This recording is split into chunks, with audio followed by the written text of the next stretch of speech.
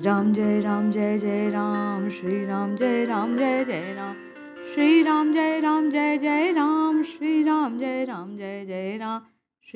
जय जय राम, श्री राम जय जय राम। जय श्री हरि।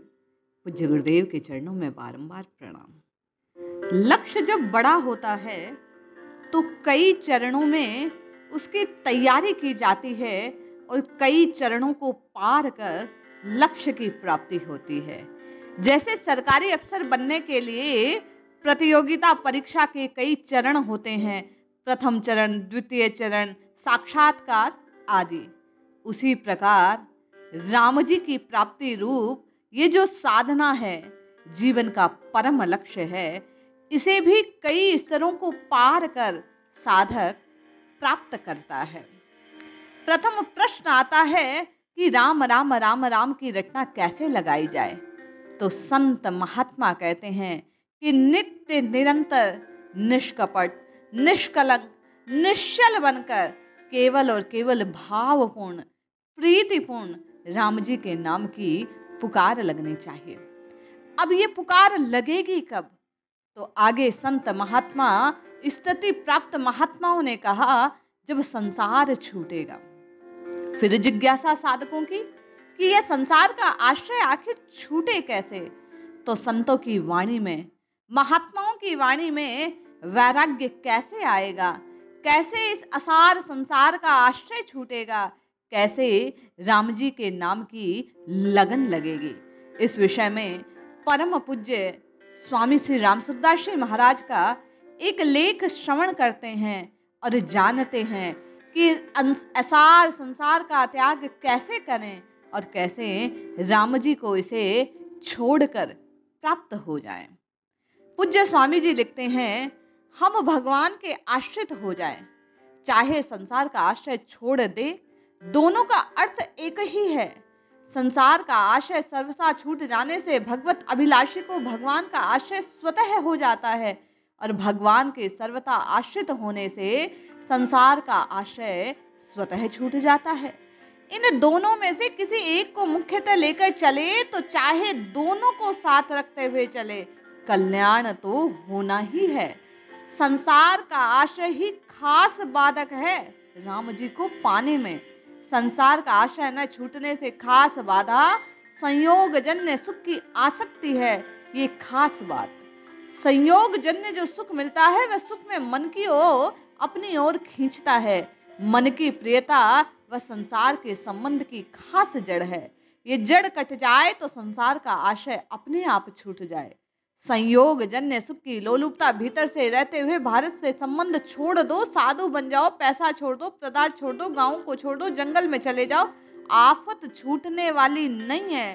संसार का आश्रय छूटेगा नहीं जब तक आप और मैं राम जी को अपना मानेंगे नहीं। संयोग जन्य सुख कितना है? शब्द, स्पर्श, रूप, रस और गंध आदि पांच विषय, आदर, सत्कार, प्रशंसा, ये खास 7 संयोग जन्य सुख हैं। ये खास बाधाएं हैं, मूल बाधा। जब तक इस सुख में आकर्षण है, प्रियता है, अच्छा लगता है, तब तक संसार छूटता नहीं। संसार का आश्रय छूटता नहीं और छूटे बिना मनुष्य सर्वथा भगवान के आश्रित हो नहीं सकता। पूज्य स्वामी जी कहते हैं, साधक के लिए बड़ा उचित यह है कि भगवान का आश्रय लेता चला जाए और संसार का आश्रय छोड़ता चला जाए। यही उत्तम है, श्रेष्ठ है। उधर परमात्मा की ओर चलो तो केवल परमात्मा का ही आश्रय लो, इससे संसार का संबंध छूट जाएगा, संसार की आसक्ति छूट जाएगी। संयोग जन्य सुख का बड़ा भारी आकर्षण है, वह त्याग करने से ही छूटेगा। पर कब? जब मनुष्य केवल भगवान का आश्रय लेकर भगवान के भजन स्मरण में लीन हो जाएगा। जब पारमार्थिक सुख मिलेगा तब वह स्वतः छूट जाएगा। जब मैं और आप इनके कहे अनुसार स्वामी जी की वाणी को अनुसरण करते हुए नित्य निरंतर मन लगे या ना लगे जिह्वा से राम राम राम राम राम राम की प्रतिध्वनि करने लगते हैं, इस रचना को राम राम रटने में लगा देते हैं, तो सत्य मानिए ये रचना संसार के अन्य पदार्थों के रसों का त्याग कर धीरे धीरे भजन में रस लेने लगती है। पारमार्थिक सुख मिलने लगता है और इस असार संसार का सुख अपने आप छूटने लगता है। वह सुगमता से, सरलता से स्वतः छूट जाता है। पारमार्थिक सुख में इतनी विलक्षण अलौकिकता है कि उसके सामने संयोगजन्य सुख नगण्य है, कुछ भी नहीं, बिल्कुल तुच्छ, धूल के समान। जब पारमार्थिक सुख मिलने लगेगा तब संसारिक सुख फीका हो जाएगा। संसारिक सुख स्वाभाविक ही तुच्छ प्रतीत होने लगेगा। मान सम्मान, बड़ाई, भोग, संग्रह, इन सबका सब सुख स्वतः स्वतः स्वतः त्याग होने लगेगा। भगवान के आश्रय में बहुत विलक्षण आनंद मिलने लगता है। उस आनंद को ले लो, चख लो। उस आनंद को लेने के दो तरीके स्वामी जी कहते हैं, चाहे भावना भक्ति से, चाहे समझ से।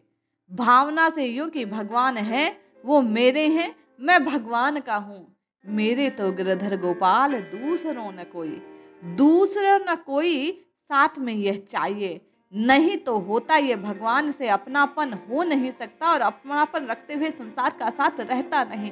एक बात को पकड़ लेने से स्वामी जी कहते हैं उद्धार संभव है।